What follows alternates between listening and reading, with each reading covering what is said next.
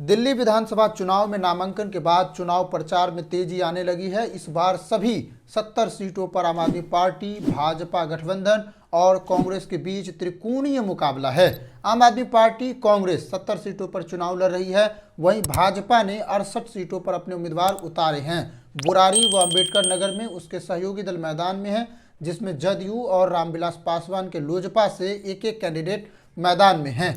आज जो हम बात करने जा रहे हैं उसमें उन सीटों की चर्चा होगी जहां कम अंतर से हार जीत का फैसला हुआ था। इनमें हम तीनों पार्टियों की स्थिति और उसके बदलाव को ध्यान में रखकर बात करने जा रहे हैं। कम अंतर से हार जीत वाली सीटों पर अलग अलग पार्टियों द्वारा क्या रणनीति अपनाई जा रही है, इसकी भी बात करेंगे, क्योंकि इन सीटों पर हुए बदलाव जीत के समीकरण को बदल सकता है। पहले बात करते हैं 2020 के चुनाव में उन 5 सीटों की जहां पर 5000 से कम वोटों से हार जीत हुई थी, जिसमें शामिल है बिजवासन, लक्ष्मी नगर, आदर्श नगर, कस्तूरबा नगर, पटपरगंज, शालीमार बाग, बदरपुर और छतरपुर कृष्णा नगर। इन 9 सीटों पर पिछले विधानसभा चुनाव में सबसे ज़्यादा जोरदार मुकाबला देखने को मिला था, क्योंकि हार जीत का अंतराल यहाँ सिर्फ 5000 वोटों का था। इस बार इन 5000 वोटों के अंतराल को काटने की तैयारी भाजपा और आम आदमी पार्टी कर रही है। इन 9 सीटों में से आम आदमी पार्टी को 7 सीटों पर जीत मिली थी, जिसमें बिजवासन, आदर्श नगर, कस्तूरबा नगर, पटपरगंज, शालीमार बाग, छतरपुर और कृष्णा नगर की सीट शामिल है। मात्र 2 सीटों लक्ष्मी नगर और बदरपुर पर भाजपा को जीत मिली थी। आम आदमी पार्टी ने इस बार के चुनाव में वंदना कुमारी को छोड़कर बाकी सभी 6 सीटों पर अपना उम्मीदवार बदल दिया है, जो दिल्ली चुनाव 2025 का अभियान चला रहे हैं, क्योंकि पुराने विधायकों को लेकर विश्वास नहीं बन पाया। इसकी बात मैं आगे करूंगा। वहीं बदरपुर सीट से विजय होने वाले रामवीर सिंह बिधूरी अब दक्षिण दिल्ली के सांसद है। अब इस सीट पर नारायण दत्त शर्मा को उतारा गया है। शर्मा जी 2015 के चुनाव में आम आदमी पार्टी से विधायक भी रह चुके हैं। अब उसने पार्टी बदल लिया है। लोकसभा चुनाव के समय अपना आप छोड़कर, यानी आम आदमी पार्टी को छोड़कर भाजपा में शामिल हो गए थे। उन्हें यहां से टिकट भी मिल गया है। 2020 के चुनाव में वो 6 सीटें जहां हार जीत का अंतर सिर्फ 10,000 वोटों से कम था, ये सीटें हैं शाहदरा, किरारी, गांधीनगर, नजफगढ़, शकूरबस्ती और करावल नगर। इन 6 सीटों में से 4 सीटों पर आम आदमी पार्टी को जीत मिली थी, जबकि 2 सीटों पर करावल नगर और गांधीनगर पर भाजपा को जीत मिली थी। इन चारों सीटों में से 3 सीटों पर आम आदमी पार्टी ने इस बार उम्मीदवार बदल दिए हैं। इस तरह आम आदमी पार्टी ने 6 जोड़ 3 = 9 सीटों पर अपने उम्मीदवार को बदल दिया है। अब आप आंकड़ों को देखिए। उन 9 सीटों पर जहां हार जीत का अंतर 5000 से कम है, वहां आम आदमी पार्टी ने पिछले विधानसभा चुनाव में जीते लगभग सभी उम्मीदवार को बदल दिया है, सिर्फ वंदना कुमारी को छोड़कर।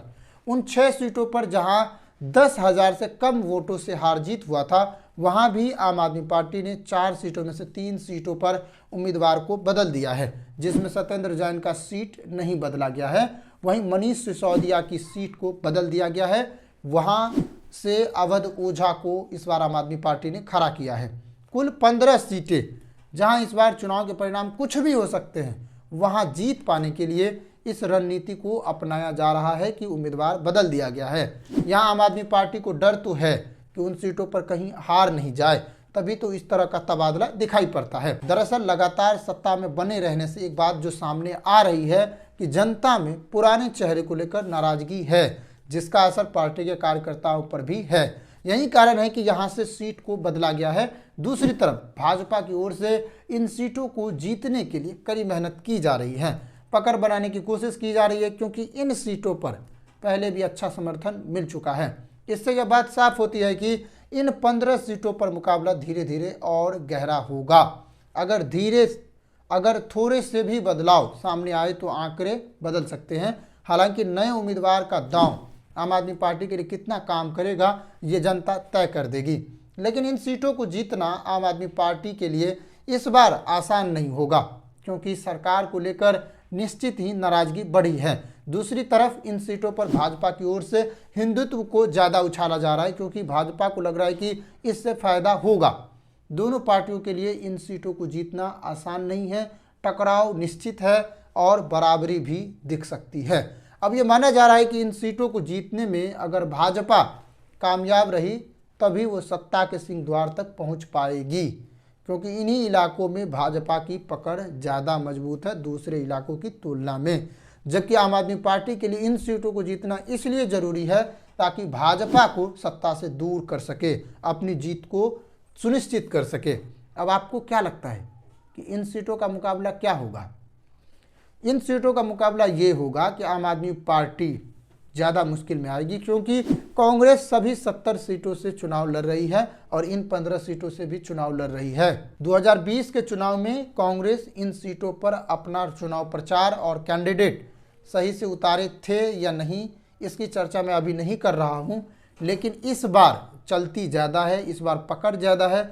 अगर थोड़े से वोट भी कांग्रेस पार्टी के खेमे में जाती है, जो जाएगी ही, तो इस बार निश्चित ही आम आदमी पार्टी को यहाँ से हार का सामना करना पड़ सकता है, अगर अंतराल यहीं 5 से 10 हज़ार रहे तो, क्योंकि इसका असर भयंकर तरीके से पड़ेगा और चुनाव में देखने को मिलेगा। तो आम आदमी पार्टी के लिए थोड़ा मुश्किल इसलिए है क्योंकि कांग्रेस भी चुनाव मैदान में है, वोटर वही हैं, आम आदमी पार्टी के वोटर और कांग्रेस के वोटर एक ही हैं, तो इससे भाजपा को फ़ायदा होगा। तो यहाँ पर भाजपा के लिए बेनिफिट पॉइंट हैं, लेकिन उम्मीदवार को चेंज करना आम आदमी पार्टी के लिए कितना कामयाबी दिलाएगी, या उसके समर्थन को लेकर जो उम्मीदवारी है उनके समर्थन को लेकर क्षेत्र में किस तरह का समर्थन मिल रहा है, ये देखना अभी बाकी है। तो अब पता चलेगा। तब तक आपको क्या लगता है कि इन 15 सीटों में से कम 6 + 3 9 सीटों पर आम आदमी पार्टी की क्या रहेगी और बाकी सीटों पर भाजपा का क्या रहेगा? आप कमेंट करके बताइए और अपना राय भी रख सकते हैं। अगर आप दिल्ली से हैं तो आप अपनी बात भी कह सकते हैं कि कहां से किसकी बढ़त ज़्यादा है। नमस्कार, जय हिंद।